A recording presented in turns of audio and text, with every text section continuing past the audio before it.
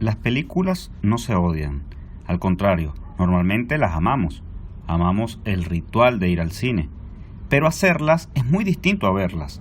Relaciones humanas, discusiones, set tóxicos, directores intensos, infantiles, actores inseguros, divos, productores con mala administración, muertes en el set, en fin, este es el capítulo de las películas desastrosas.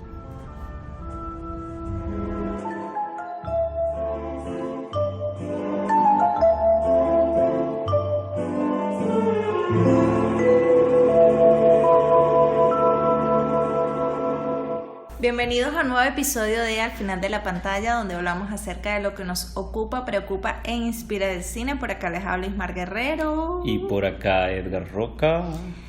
Hoy es un tema difícil. Sí, vamos a hablar de algo que esperemos que el episodio no pase lo que ha pasado en estas producciones, vamos a hablar de producciones accidentadas y de cómo, los directores o el resto del equipo tuvo que manejar con egos, con problemas en el set, con problemas con los actores, con personajes, tanto actores o crew que fallecen en pleno rodaje y tienen que lidiar con eso. Entonces, es como cómo sacar adelante un proyecto como es una película en medio de todas estas dificultades, ¿no? Y para ello, pues vamos a hacer mención en varios casos puntuales, incluso legendarios, muchos dentro de la industria, ¿no? Así es. Como la llamábamos en la previa, mientras organizábamos el capítulo, las películas desastrosas, esas cosas que el rodaje ha sido un sinvivir y a veces el resultado es óptimo, pero en muchos casos, o la mayoría de los casos, no, porque para mí una de las razones de ser de conversar acerca de este tema es que yo, hablando con alumnos, a veces con compañeros, considero que el 90% del cine no es bueno.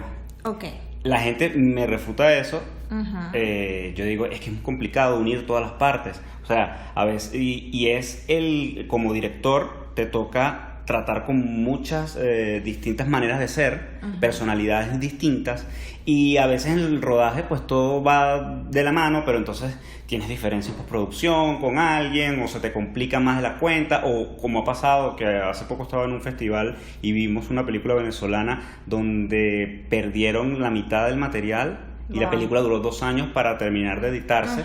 Y obviamente se crean mitos urbanos donde dicen, no, lo que pasa es que tenía problemas económicos la película y el editor decidió eliminar la mitad del rodaje o de las cosas que él había trabajado, de esas cosas mezquinas como de lo humano, de los problemas y personalidades de cada quien. Entonces yo hacía una muy genérica, probablemente, una estadística de que en Estados Unidos, por ejemplo, se estrenan 400 películas, o se hacen anualmente 400 películas, llegan a estrenarse más o menos ese número, pero las que entran a la gala top de esa industria, que es el Oscar, siempre es entre 40 y 50 películas, lo que nos da un promedio de más o menos eso, es como un 10%. Pero no puedes decir que esas 40 o 50 películas son las buenas. Claro, y sin contar con que de esas 40 o 50 películas que entran en los diversos renglones, solamente 8, como el año pasado, 10 son las que entran como las mejores, que ojo, no necesariamente son las mejores. Hay que poner comillas, porque claro. quedan otras afuera que uno consideraría buenas, pero aún así, sumando esas que quedaron por fuera y tal, no, el 100%, ni siquiera el 50% de las películas logran tener una corrida quizás exitosa. Y yo eso se lo llevo o se lo achaco el conjunto de personalidades que se mezclan en lo que es un proyecto cinematográfico. Eso, está bien, digamos, no es descabellado pensarlo, porque lo podíamos decir también de los libros, pues cuántos libros no salen publicados anualmente, y es un porcentaje, digamos, los que adquieren notoriedad. Lo que pasa es que yo creo que eso es como, hay otros criterios, otras aristas allí que entran en juego para hablar acerca del tema de calidad. Lo que sí es que las producciones, obviamente, al ser estas grandes empresas, que prácticamente es como se constituye una empresa que va a durar determinados meses o años, es como finita, es una empresa, pero se constituye como tal, se constituye con áreas de contabilidad, se ponen oficinas, alguien está llevando la parte de la alimentación, el tema de seguros, es realmente eso es construir una empresa que va a ser efímera, para cada película. Yo creo que eso es lo que puede a veces como abrumar un poco, ¿no? Porque cuando entra en todo este proceso legal, contratos, puede, digamos, ser un poco abrumador. De allí que, bueno, obviamente los estudios son estudios porque han como facilitado todo este tema de procesos, pues, o sea, son tan grandes, ya estructuras tan grandes que tienen a todas estas áreas manejadas, y el cine independiente, pues obviamente sí vive como esta construcción de, bueno, de crear una corporación que va a durar determinado tiempo, pero tenemos que tener esas bases allí de capital, de inversionistas, de la gente que vaya a participar, tenerlos ya atados a los contratos, pero además tienes que lidiar con el tema, pues, que son seres humanos. Entonces, claro, viene el tema de egos, viene el tema de disponibilidad, viene el tema de la muerte. Sí, o viene el tema de lo personal, gente que vive etapas en su vida particular, en un proyecto en particular, y que eso lo hace no estar totalmente enfocado o estar enfocado en otras cosas y maltratar otras. Y esto viene, yo recuerdo leyendo algo sobre Bette Davis en los 40, donde ella sí se hablaba como que lo desastroso que era, como una de las primeras personalidades que se sentó a hablar de lo desastroso que era a veces la modalidad de estudio, cómo esa gente imponía los jefes de estudio, como por ejemplo en Casablanca hay una lista de directores porque todos tenían problemas con el jefe del estudio. Lo mismo ocurre con el Mago de Oz, pues, o sea, tenemos a un director, pero realmente se calculan 6 directores, 17 guionistas que trabajaron para llegar a esa última versión. Y la otra que es de la misma época, que es de casi 4 horas, la famosísima, Lo que el viento se llevó, el mismo caso. Entonces tenemos 3 películas que son íconos del cine clásico de esa época dorada de Hollywood, que tú no sabes a quién atribuirle la dirección, porque todos participaron. Pasaron 7, 8 directores en cada una, 15, 16 guionistas. Entonces, y eso no se debe a que estos señores no sabían hacer su trabajo, porque además esos eran casi que los alquimistas, los que estaban junto con el nacimiento del cine. Era una personalidad al jefe que tenía problemas con todo eso y que estaba en desacuerdo con todo lo que veía, y que no era capaz él tampoco de dirigir. En este caso creo que estoy hablando de Zanuck, era el Daryl Zanuck. Exacto. Bueno, y ese por el lado cuando tienes una figura, digamos en este caso casi que omnipotente o todopoderosa, que quiere que las cosas se hagan en sus tiempos y a sus maneras y, bueno, según sus deseos, y obviamente vienen estos choques porque, bueno, así no se funciona. Pero también está el otro lado de aquellos que tienen el dinero y sienten que tienen la libertad de poder hacerlo, y esa libertad termina convirtiéndose en una prisión, como es el caso de Francis Ford Coppola con Apocalipsis Now. O sea, él ya había logrado financiamiento independiente, no tenía ningún estudio que le fuese a imponer, pero a veces las restricciones habrían sido, creo que muchas personas del crew, del equipo o los mismos actores habrían querido un poquito de restricciones, porque esa libertad de tiempo de lo que se podían quedar, de extender la grabación a más meses, o sea, fue, digamos, interponiéndose incluso pues en las vidas privadas o los planes de vida de muchos de ellos, porque no había límite, pues, o sea, se seguía consiguiendo dinero para poder extender la grabación, más para poder tener las tomas que quisieran, para poder alcanzar, y hablamos a veces de películas. En este caso fue una película que se había estipulado que fuera de 3 meses, un rodaje de 3 meses que se terminó convirtiendo en 6 meses, los actores tenían que luego renegociar porque obviamente ya tenían otros compromisos. Bueno, Martin Sheen tuvo que hacer miles de cosas y casi muere, ¿no? Claro, o sea, tuvieron que trabajar alrededor, tenían a Lawrence Fishburne, un adolescente en el rodaje, o sea, había muchos elementos, y luego ir aplazando el momento en el que Marlon Brando estuviese listo para llegar a su segmento, que se deja casi al final y casi que no lo pueden lograr. Y bueno, entonces tienen que lidiar con eso, y aquí es donde vemos como que tanta libertad por querer llegar a esta visión inalcanzable que tenía Francis Ford Coppola de lo que podía ser la historia. Se convirtió también como que los tenían en una vorágine que parecía la que no iban a poder salir, porque nunca iban a poder dar con la versión perfecta, que es también lo que pasó en la accidentada producción de The Shining. O sea, estamos en principio hablando de estas grandes obras que de alguna manera lograron salir, pero yo creo que la gente del rodaje habría querido como que no fuesen tan grandes obras y haber vivido mejor esas semanas tormentosas de rodaje. El rodaje de Shining, que la mencionas ahora, yo lo que siempre he escuchado allí eran los problemas que tenía Kubrick con el escritor, porque él se pasó por alto todo lo que decía la novela, y él hizo como su adaptación libre, y esto no le gustó al escritor, y después por los problemas con Nicholson, la cosa de la cantidad de tomas y la actriz a la cual se les empezó a caer el cabello. Shelley Duvall es uno de los, digamos, ejemplos de la toxicidad toxicidad que se vive dentro del set, ¿no? Él quiso, a través de un comportamiento bastante hostil y soez con ella, sacar de allí un performance, pero que terminas, digamos, bueno, es maltratando a tu actor, abusando a tu actor, por empujarlo a ciertos límites, que es absurdo porque tú eres un actor, o sea, el actor está allí para trabajar con su imaginación y poder empujar la historia, pues, y no necesariamente tienes que crear un tormento para que él represente el tormento. No tiene ningún sentido. Yo voy a decir algo.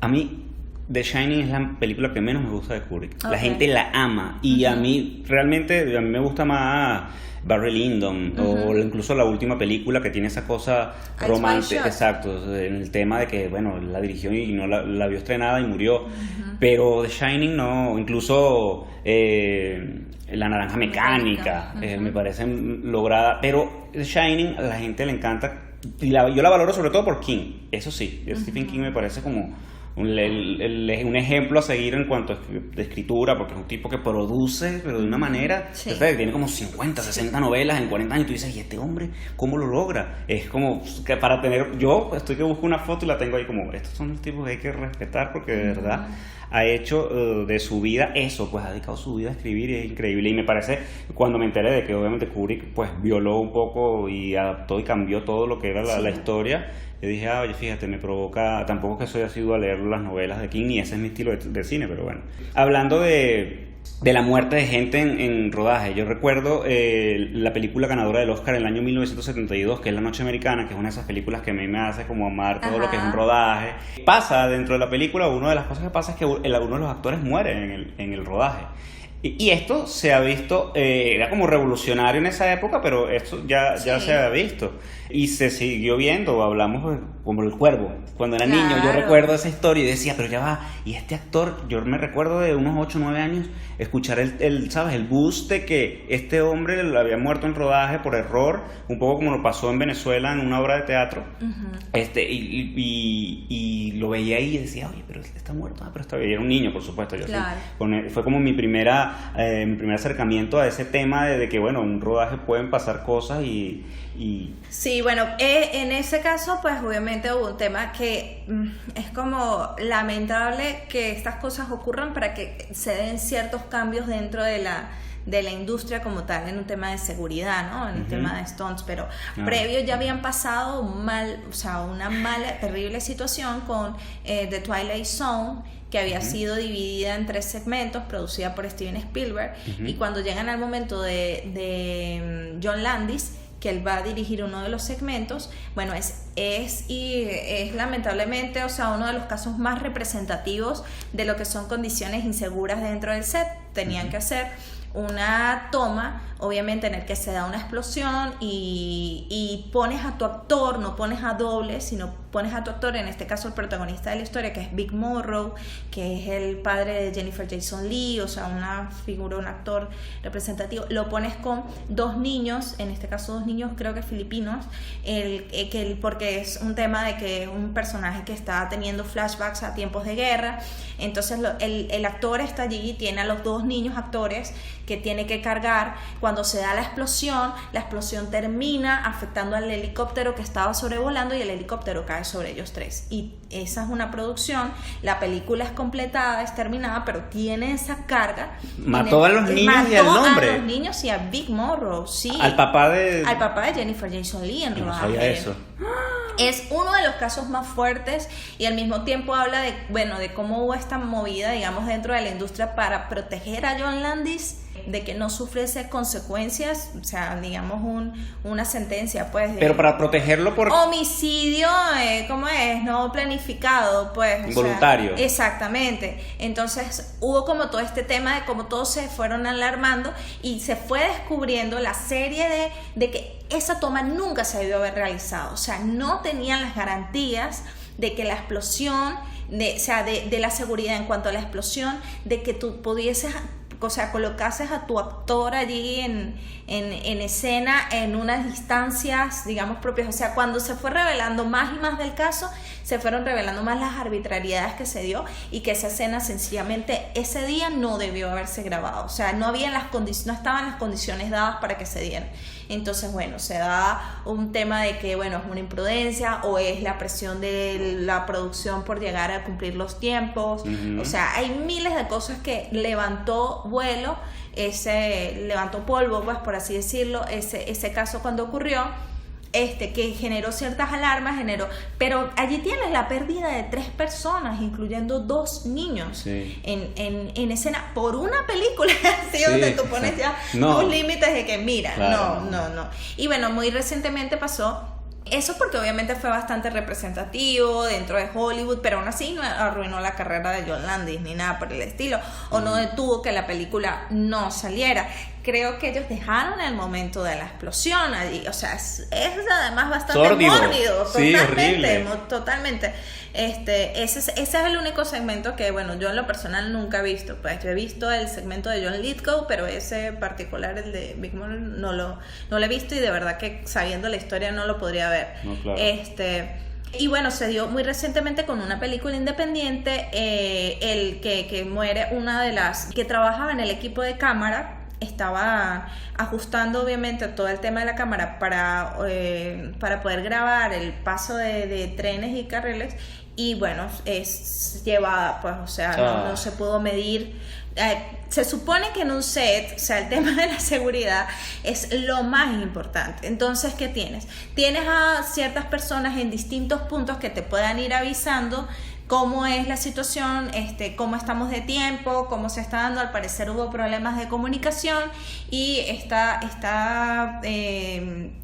técnico no pudo salir en el momento, y bueno, se dio el accidente, y bueno, aquello, obviamente la producción se detuvo, la película no ha salido, y se dio también internamente un tema de que el equipo técnico tomó este caso se demandó al productor, se dieron las demandas respectivas. Claro, de nuevo, esto es cine independiente, pues, donde se dio, y de tratar de hacer que el set sea algo seguro, pues, porque no puede ser que estés arriesgando tu vida, pues, claro, en esos momentos.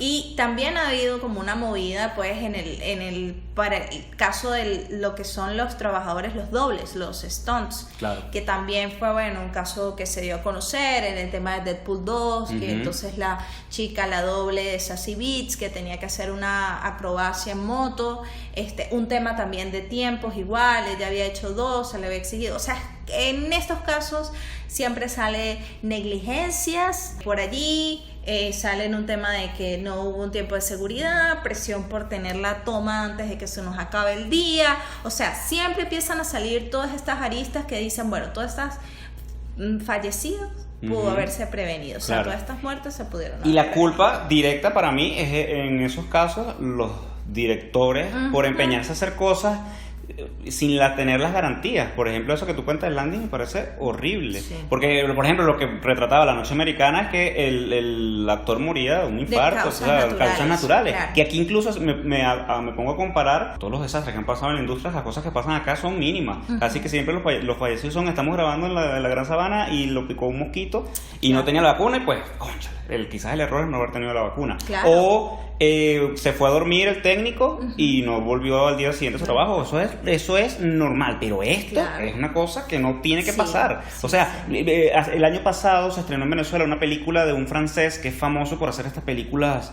Él estrenó en el 2008 en Cannes, que la gente que le gusta como el gore y el terror le encanta, que se llaman Mártires. Ajá. ¿Sabes? El director, ahora no recuerdo el nombre y en Venezuela llegó su última película, que ahora se me escapa el nombre, donde él le pedía mayor fuerza a la actriz para romper un espejo, y ella, es cantante, una niña de 18 años, claro, rompió el espejo y el vidrio le cayó en la cara y se cortó toda la cara. Y la perdió su carrera. Exacto, se estrenó el año pasado. Pero no me acuerdo cómo se llama ahora la película. Yo sé que la vi, la película me gustó, después empecé a investigar esto y dije, wow, pero ¿por qué? Y entonces leía, y que bueno, él está acostumbrado a trabajar con sus actores desde ese método de sacarle cosas y forzarlos a hacer cosas. Pero tienes que ver un nivel de protección, o sea, claro, y es muy distinto a, por decirte, en el rodaje de Django, cuando está Leonardo DiCaprio todo enajenado haciendo su escena y se corta la mano y la sangre que vemos es la sangre, pero es distinto porque allí tienes al actor, digamos, en cierto comprometido con eso. Exacto, es como casi que un tema de consentimiento, pues, o sea, él es el que está tiene el poder en ese momento, pues no está siendo obligado, no está siendo empujado. De hecho, bueno, eso igual fue algo así como que yo preferiría que ese nivel de intensidades no se diera, porque también tú alarmas a la gente del equipo, pues, o sea, allí obviamente cuando dicen corte, pues todo el mundo fue rápidamente a atenderlo, a ver lo que le había pasado, y si tú eres productor de tu producción, o sea, que pues estás sujeto a que cualquier tema legal te puedan ir en contra tuya. Pues obviamente aquí el actor asume, digamos, lo que pasó, en este caso el percance o la cortadura o lo que sea, pero tienes un punto en el que el actor puede ser que diga que no, o sea, que está siendo empujado a ese nivel de actuación, y por eso es que, bueno, se dan todos estos problemas, ¿no? Y esas diferencias, este fin de semana en un taller escuchaba esos cuentos de diferencias del director con los actores. Y vuelvo a recordar esta de Pascal Laugier, se llama el director. Ghostland era la película esta que se llamó Pesadilla en el infierno. Sí. Pesadilla en el infierno. Y él es el director de Mártires, que es una película de 2008 que fue exitosa. Le dio un poco esa oportunidad de dirigir algo en inglés. Bueno, acá en Venezuela hablamos mucho de el tema con los actores, y escuchaba un cuento de un actor, no dijeron su nombre, aunque yo sí sé quién es, no lo voy a decir, que tenían que grabar en un nocturno, tenían rodaje hasta las 2 de la mañana, y él tenía un problema personal y se metió en su, no era un camerino, era como un motorhome. Y no quería salir a grabar por el problema que tenía hasta las 5 de la mañana. Le hizo perder 3 horas. Y ellos, como era una película pequeña, independiente, la película, obviamente, horas extras, 0, pero si hubiesen trabajado bajo los estándares de sindicato, por así decirlo, que se manejan acá, en horas extras se hubiese consumido, y toda la gente cansada con una pela de 15 horas, tuvieron que durar hasta 18 hasta que él se dignó salir. Y hacer a la larga porque el problema era que el actor decía que su personaje no era así. Que él conocía tanto su personaje que su personaje no era así. Y tú dices, oye, estas cosas no hay derecho tampoco a que un director eso está, creo yo que está mal. No, es innecesario caer por ahí también. Como te digo, como hemos estado hablando un poco de estos directores sin cerebro que hacen cosas como esto que mencionaste de Landis, también hay otra parte de los actores que caen en una cosa intensa, y para mí es estar en el borde de la línea de un desequilibrio, de la presión y cosas, ¿no? Esos han sido los casos, por ejemplo, Fitzcarraldo, al tener que lidiar con Klaus Kinski, que digamos era una persona súper temperamental y hacía unas exigencias dentro del set, que completamente fuera de lugar, y bueno, tenían a Werner Herzog completamente loco en el rodaje. O sea, claro, son estas situaciones que se dan, en el que además alteras también como la vibra completa, o sea, impregnas pues también al equipo de una mala vibra allí también, ¿no? O la que decías de el pobre Coppola, después de haber hecho El Padrino, haber trabajado con Marlon Brando, y Marlon Brando, que todos pues lo tenemos allí como diosificado, en paz descanse y tal, como diría Orson Welles, porque me amarán cuando esté muerto, pero en vida yo voy a echar las que tengo que echar. Entonces me pareció como innecesario. Y hay un documental donde escuchamos a Brando hablando de lo que él cree que le aportó a la película también, y refiriéndose muy mal a Coppola, y me parece como innecesario, muy bueno, y él, digamos, se convirtió así en los últimos años como un ejemplo de ese nivel tóxico de actor, ¿no? O sea, de alguien que no sabe, digamos, pues tampoco manejarse en un entorno profesional. La Isla del Dr. Moreau es como uno también de los casos más emblemáticos de lo que fue una producción accidentada, pero además una producción en la que la locura de la historia terminó impregnando como al equipo, porque entonces el director Richard Stanley, que es el despedido a los 3 días del rodaje, entonces él en venganza decide disfrazarse de una de las criaturas de la historia y enciende uno de los sets de producción. O sea, así que todos entraron como en este nivel de... ¿Cómo se llama la película? Histérica. La Isla del Dr. Moreau. No la he visto. ¡Qué horror! Sí. Y entonces Marlon Brando, bueno, allí sí entraba como un tema personal. Su hija se había suicidado. Entonces, bueno, no quería salir a actuar, obviamente. Estaba pasando por todo su proceso. También estaba Val Kilmer, que lo traen entonces también para que... Y Val Kilmer son épicas, o sea, son conocidas sus historias de poco profesionalismo, de que es una persona realmente difícil con la que hay que trabajar. La producción no sabía, digamos, en lo que se estaba metiendo. metiendo al contratarlo. Muy recientemente también Joel Schumacher habló acerca de cómo había sido el rodaje con Batman y él habló de que bueno, de que con Val Kilmer no le quedaron ganas de trabajar nunca más. Val Kilmer solamente grababa las tomas cerradas de Batman en el traje, y todo lo demás que vemos de Batman en acción son los dobles. Él no estaba dispuesto a hacer absolutamente nada, sino exclusivamente lo sacaba para hacer sus tomas cerradas y ya. El del resto se metía de nuevo de regreso en el set, no compartía con nadie, no interactuaba con nadie y no podían contar con él para ningún otro tipo de toma. Tuvieron que trabajar netamente con el equipo de stunts. Bueno, y yo recuerdo, porque tú me recomendaste una vez un documental, o hablamos de un documental, ahora no lo recuerdo, El hombre en la luna, de Sidney Pollack. Sí. De Sidney Pollack, que es el director, que es Jim Carrey transformado. El director es...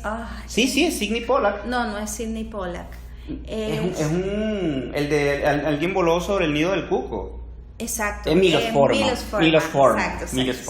Exacto. Ay, sí, es que para mí en el documental obviamente de Jim Carrey es el acento europeo de Milos Forman, pobrecito, tratando de lidiar con la anécdota. Estrella en el set. Sí, y Jim Carrey realmente enloquecido, actualmente imposible. Todo metido para desarrollar su papel. Bueno, él después pues dice que de verdad les hizo la vida imposible, pues, o sea, que era inspirada en la vida de Andy Kaufman, que era un comediante de los 70, que es como un ícono del humor o de los comediantes americanos.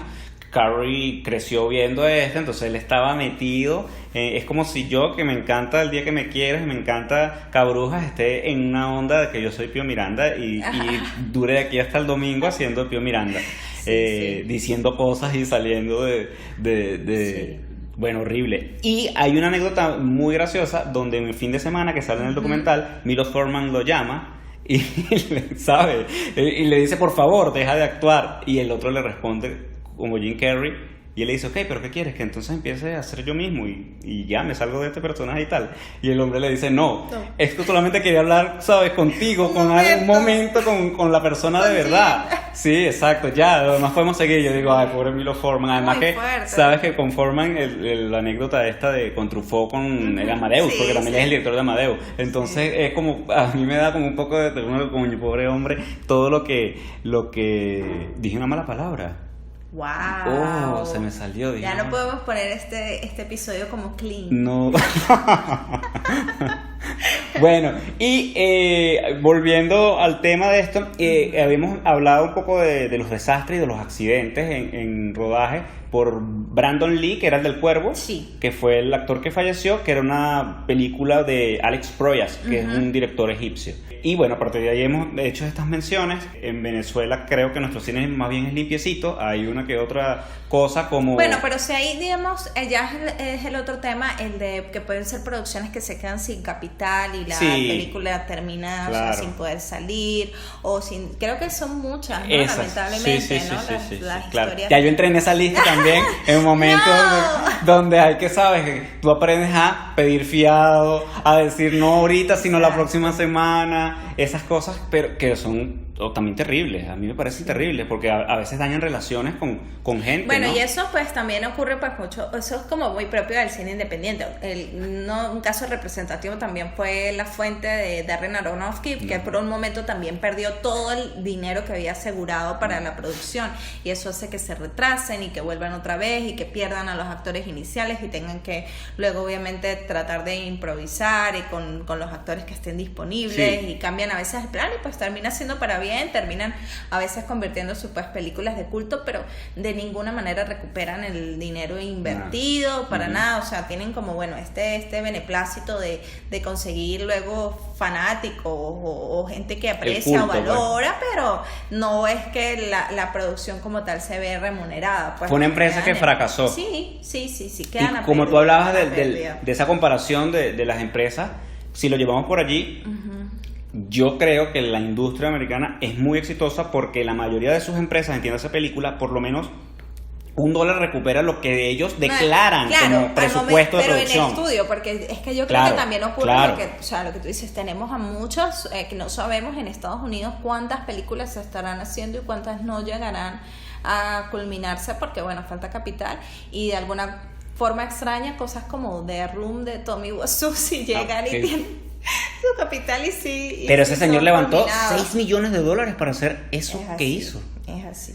Pero uno tiene que valorar esas cosas porque te queda el aprendizaje de ver. Yo tengo un amigo que ve cada cierto tiempo esta película la ve completa. Yo no he podido pasar. Yo creo que la historia realmente de The Room es que pues Tommy Wiseau contaba con el dinero. O sea, era de él, ¿tú crees? Sí, yo creo que es eso. Él obviamente nunca reveló para ayudar como este misticismo, sabe, exacto, sí, de lo que él quiere crear sea su fama, pero yo estoy segura pues que vienes de él, pues.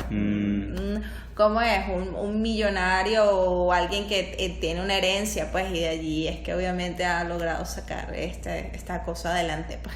Sí, que crea a su vez una película que sí es una buena película, que es el Disaster Artist de ¿cómo se llama el director? Ahora se me escribió el nombre. Del actor James Franco. Sí. James Franco y su hermano Dave Franco. Sí.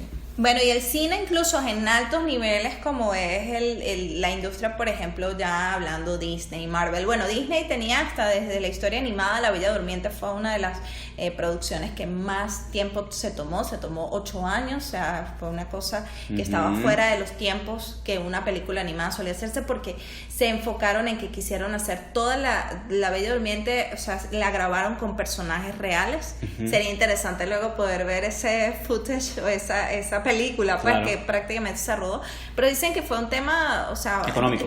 No, fue algo quisquilloso, completamente innecesario, porque los artistas, obviamente los animadores sí podían trabajar, pues no necesitabas grabar una película completa y luego animar encima. Pero, de esa. ¿quién fue el quisquilloso entonces? Walt Disney. La empresa, pues. Sí, no, Walt Disney. El hombre.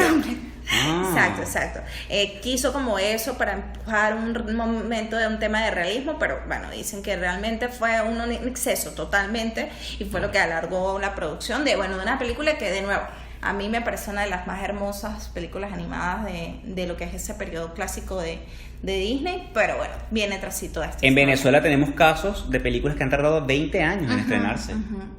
Películas que se rodaron en la mediados de los 90 por un tema a veces hasta político. Ellos se quedaron sin dinero, seguían pidiendo dinero, le seguían dando dinero, las películas no llegaban a ningún lado y se terminaron estrenando casi en 2016, 20 años, 22 años después.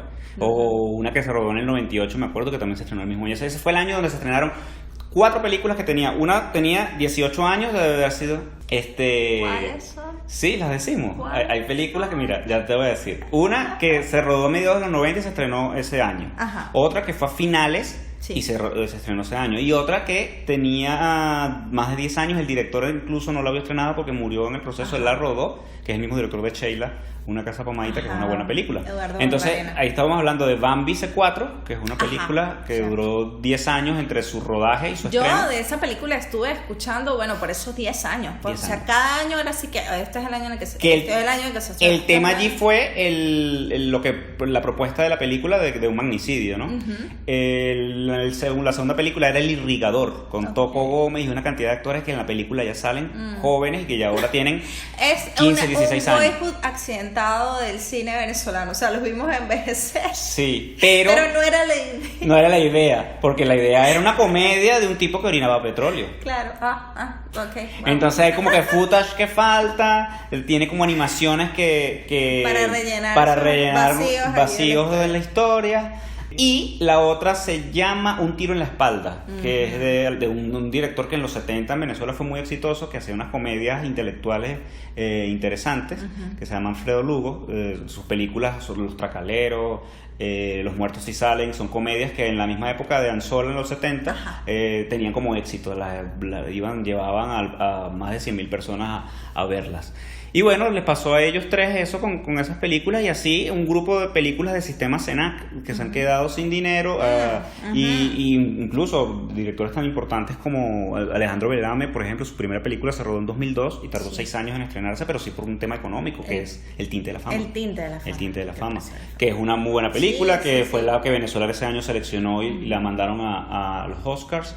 También hay una historia, por ejemplo, con la cámara que yo hice en mi primera película, era la cámara que había dado problemas en 3 rodajes distintos, y el último fue a un técnico que se le cayó, estaban grabando en el Tamacuro y se le cayó la cámara al agua, al río, la cámara no sirvió, entonces era por supuesto un parón de rodaje, toda la raya, ese pobre técnico en el medio y tal. Entonces la cámara, como ya había pasado por 3 rodajes donde habían pasado cosas extrañas, la tenían como la cámara que no se usa, y casi que por eso la pudimos alquilar nosotros bastante económica.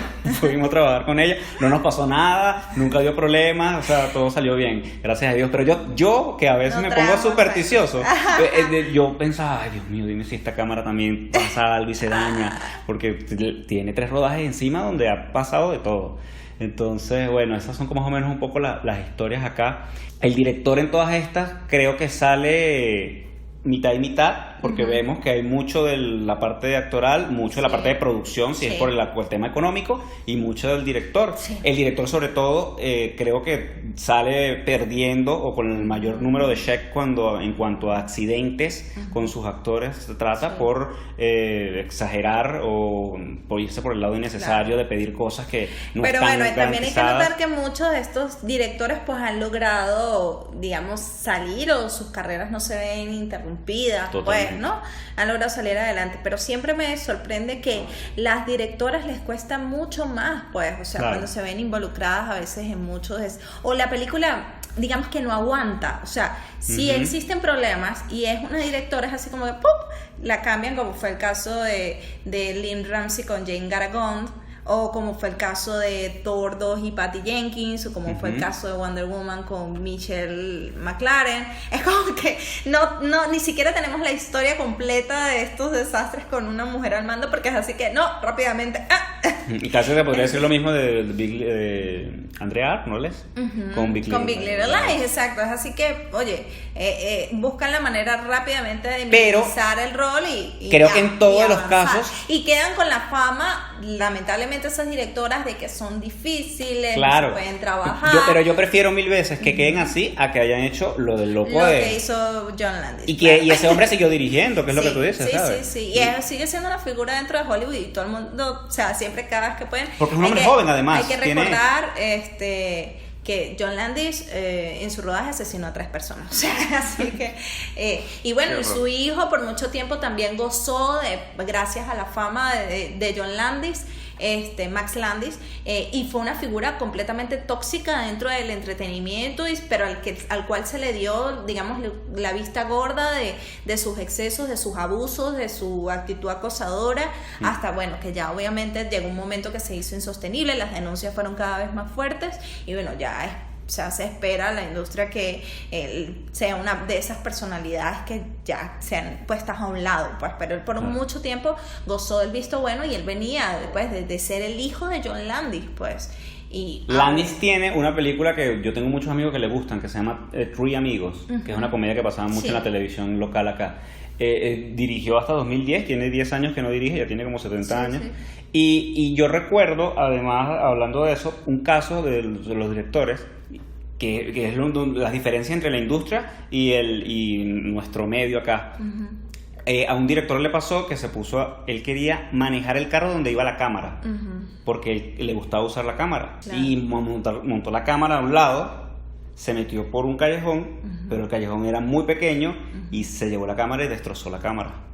Por supuesto, nunca más volvió a dirigir, y ese director lo conocí yo y me echó ese cuento, y yo dije, bueno, fue un exceso, él era muy joven, tenía 25 años o una cosa así, y bueno, pero afuera les perdonan que asesinen gente en set, y yo repito, yo prefiero 1000 veces que queden como personas con un carácter en particular a que sea gente loca, y luego, que le diga rompe ese vidrio y que te cortes la cara y tu cara no te la regreso. Terrible. No, y eso fueron casos que luego, o sea, que lamentablemente se siente como que en el caso de algunos directores, o sea, el ser tan permisivos permite que tengan, bueno, una larga carrera, como fue el caso de la historia que luego reveló Uma Thurman, de ella en el rodaje de Kill Bill, de cómo ella fue exigida a manejar un auto que no tenía las condiciones para ir a la velocidad que le estaban exigiendo, y queda grabado pues el impacto que ella tiene contra, o sea, sí, porque el carro no tenía pues o sea, son carros que se construyen para el rodaje, pues, o sea, no son son carros que tienen eso, y bueno, el susto que se lleva Quentin Tarantino, toda la producción en general, pues obviamente pues tratándose de una figura, y luego digamos lo que sí dice ella, pues que es como a lo que llegaron, a lo que llegó con él, o lo que trató de mantener sana la relación, es que ella se sintió que él tenía pues demostró bastante arrepentimiento ante lo que había hecho, y admitió que bueno, su error pues en hacer eso. Y bueno, y ella obviamente pues no tuvo reparos en reclamar fuertemente lo que había pasado. En su momento Ethan Hawke también hizo el reclamo respectivo. Era el esposo en esa época. En esa época se están a punto de separar, pues, pero él, digamos, estaba allí. Sí, también. Hijos en común tienen. Sí. Entonces, bueno, es como que... pero eso no se supo sino hasta muchísimo tiempo después, o sea, eso fue algo que la producción lograron cubrir, pues, o sea, lograron cubrirse de que no se diera a conocer un caso en el que, oye, pudiste haber perdido a tu protagonista, pues, y de nuevo, por algo que fue completamente, o sea, de que se podía prevenir, no necesitabas, pues, tener tener a tu actriz en una situación completamente de riesgo en el cual todos te están advirtiendo, esto puede ocurrir, pues.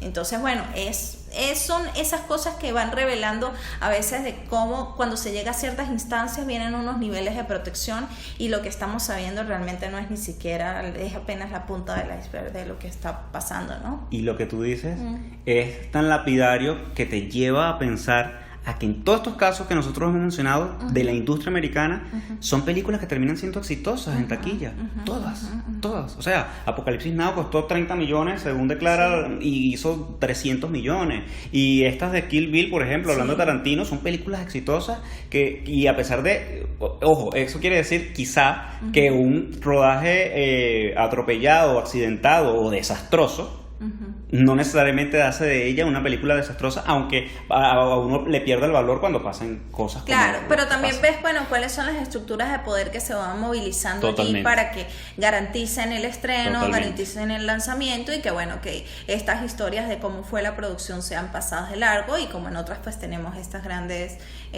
como por lo menos documentales que quedan para la historia de cómo fueron estas producciones, ¿no? Y quizás como se nos termina ya el tiempo, pero hay un director que es bueno mencionarlo, que llama un poco recordando a Terry Gilliam lo que le pasó con Heath Ledger, que 3 actores tuvieron que terminar la participación de Ledger en la película porque tenía un tema personal, le pasó lo que todos sabemos que le pasó a Heath Ledger, y termina Colin Farrell, Jude Law y Johnny Depp terminando El Doctor Parnassus, que era una película de Gilliam, que además traía un Cristo montado con la película del Quijote, que tardó él y sus películas siempre, sus producciones sufridas, rogando para que le den dinero para terminarlos.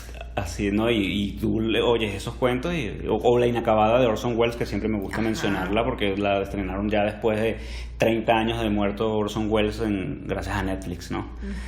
Bueno, hemos aquí descargado más. Habremos asustado a la gente que no sé, que quiera dirigir. No, bueno, ya sabes lo que no hay, están antecedentes de sobra para saber qué es lo que no hay que hacer y cómo llevar esto de la mejor manera posible. Exacto. Pero bueno, siempre saber que los imprevistos van a estar a la orden del día, y que en la industria puedes tener imprevistos, no importa, pero aquí sí Exacto, aquí puedes correr el riesgo, pero es eso. O sea, no serán los únicos, yo creo que es más o menos, ¿no? Lo que la idea, ¿no? O sea, como que es más común que poco común, y por lo tanto es que bueno, la idea es que la gente siga tomando ese riesgo, porque nunca dejará de ser un riesgo, ¿no? O así es, siempre va a ser, es un negocio de riesgo, y es un riesgo cualquier cosa que arranques y que hagas, y también es verdad, este capítulo nace por esa conversación con amigas que quieren dirigir una película, que tienen el dinero para hacer la película, pero que les da miedo por lo que puedan decir de su trabajo, y yo les digo, no, primero, la mayoría del cine, yo con mi teoría loca, es malo, de paso la mayoría del cine lo hacen son hombres, no importa que tú lo hagas, puedes equivocarte, dale, tú vas a tener tenemos derecho a reclamar nuestros desastres también. También háganlo. Sí. Bueno, muchísimas gracias por acompañarnos en este episodio. Nos pueden seguir en las redes, al final de la pantalla, Twitter, Facebook. Nos puedes oír en todo y escribirnos al correo. Al final de la pantalla @gmail.com. En nuestras redes personales. Sí. Chao.